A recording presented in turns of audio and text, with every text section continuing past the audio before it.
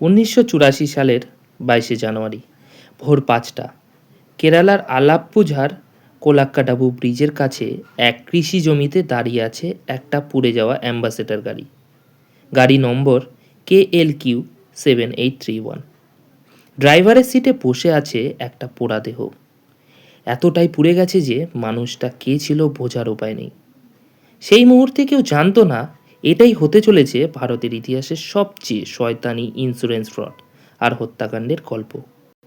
আজকের ঘটনাটি সুকুমার কুরুপ এবং চ্যাকো হত্যাকাণ্ড। এখন প্রশ্ন, মৃত মানুষটা কি সত্যিই কুরুপ? লোকজন বলল এই গাড়ি সুকুমার কুরুপের, তাহলে মৃত মানুষটা কি কুরুপ? ডিএসপি হরিদাস ঘটনাস্থলে এসে রিপোর্ট লিখলেন, সেই টু বি সুকুমার কুরুপ, অর্থাৎ নিশ্চিত নন। পোস্টমর্টম করলেন বিখ্যাত পুলিশ সার্জন ডক্টর বি উমাদাথান। তিনি যখন দেহ পরীক্ষা করলেন একটা অদ্ভুত ব্যাপার চোখে পড়ল।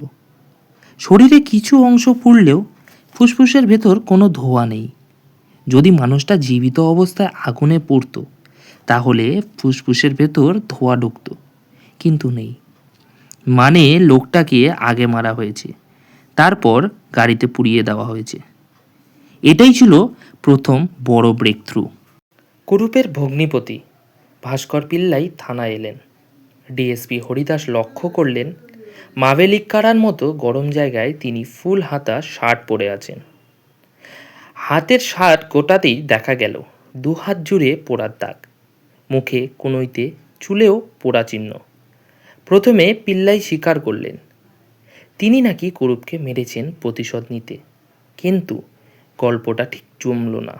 পুলিশ সাদা পোশাকে কুরুপের বাড়িতে যায়, দেখে কেউ শোক করছে না, বরং রান্না হচ্ছে চিকেন কারি।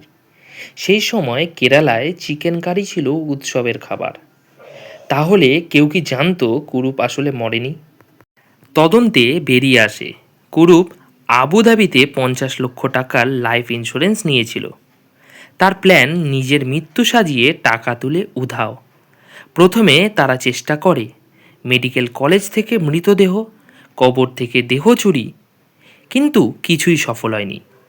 তখন তারা সিদ্ধান্ত নেয় একজন জীবিত মানুষকেই মেরে তার দেহ ব্যবহার করবে। 21 জানুয়ারি 1984 কারুভাট্টার হরি থিয়েটারের সামনে দাঁড়িয়েছিলেন এক মানুষ, নাম চ্যাকো, পেশায় ফিল্ম রিপ্রেজেন্টেটিভ। তিনি লিফট চাইলেন। গাড়িতে ছিল ভাস্কর পিল্লাই, পোনাপ্পান আর সাহু। গাড়ির ভেতরে তাকে জোর করে মদ আর ইথার খাওয়ানো হয়। চ্যাকো অস্বীকার করেছিলেন 2বার, তৃতীয়বার ভয় দেখানো হয়। তিনি অচেতন হয়ে পড়লেন। তারপর একটা তোয়ালে দিয়ে শ্বাসরুদ্ধ করে খুন। ভাবতে পারো একজন নিরীহ মানুষ শুধু ভুল গাড়িতে ওঠার জন্য প্রাণ হারালো। চ্যাকোর পোশাক খুলে ফেলা হয়, মুখ আর মাথা পুড়িয়ে দেওয়া হয়, আংটি ঘড়ি সব সরিয়ে ফেলা হয়। তারপর কুরুপের পোশাক পরিয়ে গাড়ির ড্রাইভিং সিটে বসিয়ে গাড়িসহ আগুন লাগানো হয়।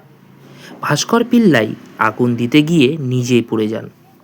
চ্যাকোর ভাই থানায় মিসিং ডায়েরি করেন।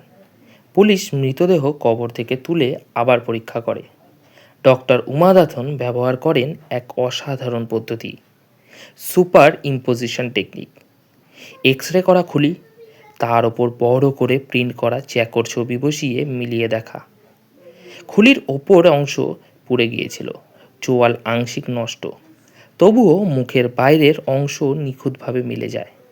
এরপর আরও এক চমক, ডক্টর উমাদাথন পায়ের হাড় জোড়া লাগিয়ে মাটির মাংস লাগিয়ে পা পুনর্গঠন করেন। চ্যাকোর জুতো পরানো হয়, জুতোর ফিট একদম পারফেক্ট। এটাই ছিল ভারতের প্রথম এ ধরনের ফুট রিকনস্ট্রাকশন। বিজ্ঞান প্রমাণ করে মৃত মানুষটি কুরুপ নয়, তিনি চ্যাকো। কুরুপ তখন আলুভার একটি লজে ছিল। লজ রেজিস্টারে তার হ্যান্ডরাইটিং মেলে, কিন্তু পুলিশ পৌঁছানোর আগেই সে উধাও। 40 বছরেরও বেশি সময় ধরে সে ভারতের সবচেয়ে কুখ্যাত পলাতক। 2021 সালে মুক্তি পায় কুরুপ সিনেমাটি। অভিনয়ে দুলকার সালমান। সিনেমাটি কুরুপের জীবন ও অপরাধ থেকে অনুপ্রাণিত। তবে সিনেমায় কিছু অংশ নাটকীয়ভাবে বদলানো হয়েছে। বাস্তব কেসে চ্যাকোর খুন ছিল আরও নির্মম, আরও ঠান্ডা মাথায় পরিকল্পিত। একজন মানুষ নিজের মৃত্যুর নাটক সাজাতে একজন নিরীহ মানুষকে বেছে নিল। টাকার লোভ একটা পরিবার ধ্বংস করল। আজও প্রশ্ন, সুকুমার কুরুপ কি বেঁচে আছে, নাকি অন্য নামে অন্য দেশে নতুন জীবন শুরু করেছে? আপনার কি মনে হয় কুরুপ কি এখনও জীবিত? কমেন্টে জানান। আর এমন রিয়েল ডকুমেন্টেড অমীমাংসিত কেস জানতে চ্যানেলটি অবশ্যই সাবস্ক্রাইব করবেন।